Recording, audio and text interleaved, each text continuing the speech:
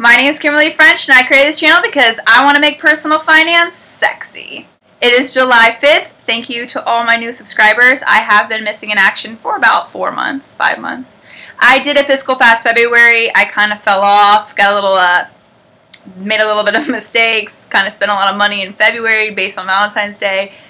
I could have done the alternative where I cooked a dinner, I did a massage, I did, things that you can do for free that don't cost you a lot of money. So I didn't. I got a little stressed out and I just spent a buttload of money in February. So I'm guilty. I did not do February the way I wanted to, but I did, however, not spend as much as I usually do. I checked my credit card statement. My credit card statement is usually like $1,500 to $2,000 every single month because I do make a lot of business purchases on my credit card. So yeah, it was pretty high.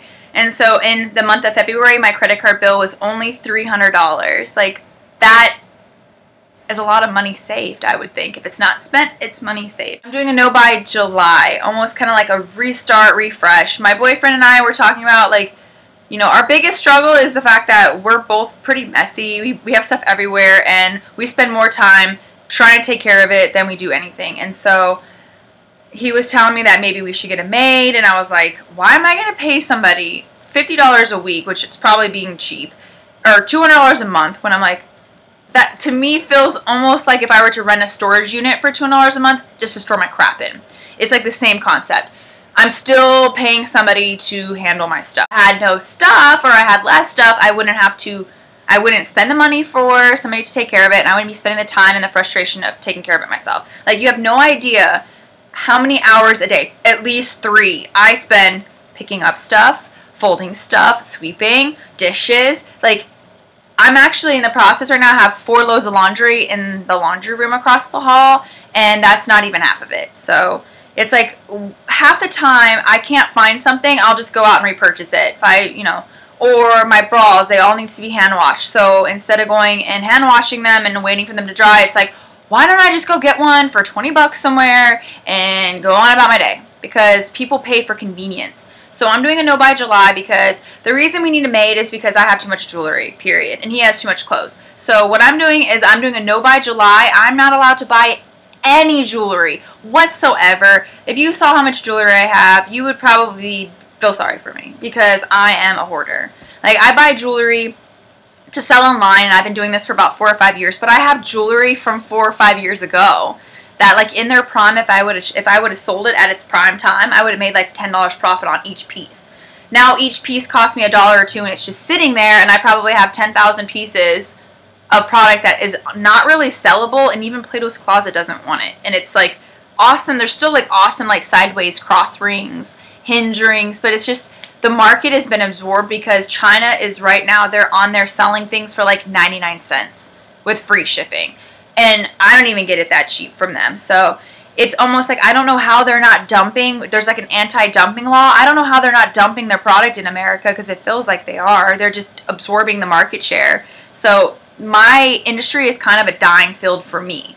I have a master's degree, so I want to go get a real job, but I can't if every day I'm peddling jewelry. And so I like to buy the jewelry because I know it sells, but I hate listing it. It can take anywhere from 3 days in America to get here if I buy jewelry wholesale here, or it can take 20 to 45 days to get here from China, and by the time it gets here, I've already moved on to something else. I don't want to list it.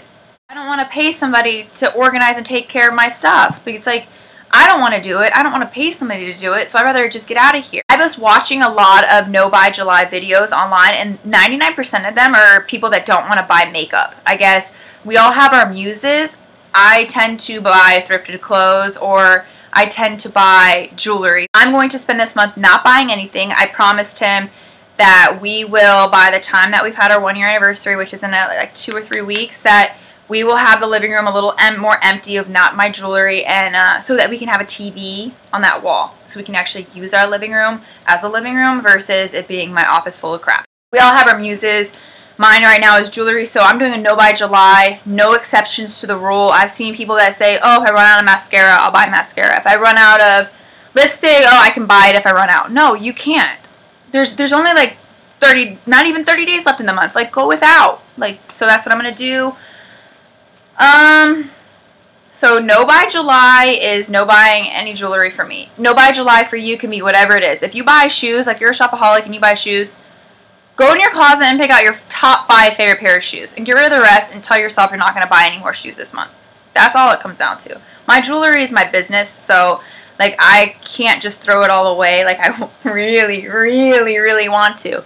But I am trying to do an event in the next couple months. Like I'm going to rent a booth with a lady that does kind of like these vendor events at like churches and other things, and I'm going to sell all this jewelry that I have had for like 3 or 4 years hoarding for $1 a piece. I'm actually going to lowball and take a loss on this jewelry, but hey, you know what? If I sell 500 pieces of jewelry that I don't have to look at anymore, that's $500 in my pocket.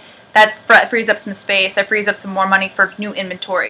No buy July is a find cheap alternative. Don't buy anything for the business. No vintage clothing that you find at thrift stores that you're like, yeah, I can make $100. No. I don't want the headache. I don't want the hassle. I don't even want to look at it. No buy July means no jewelry for my business. And this one hurts because I need to do listings. So I don't like to buy anything retail price because what's the point? I could get it wholesale for, I know how much money businesses are making off me and I don't like it. I hate it. And I'm trading my time and my money for things when that means I have to work more. I have to stress more. I would much rather be on a beach with, you know, a coconut, mojito, whatever, with my feet up, reading a book, than I would trading my money for things. So I am disorganized because I have too much crap going on in my head, crap going on around me, crap that needs to disappear because I need to not buy anything anymore. I want my freedom back, and damn it, I don't feel like I have my freedom when I'm spending my money and I'm working to spend my money. Then I need to work to spend my money and work and spend and work and spend. Like, I'd rather just not work, and I don't need to spend. If you like my video, please thumbs up, please subscribe, and remember, personal finance is sexy.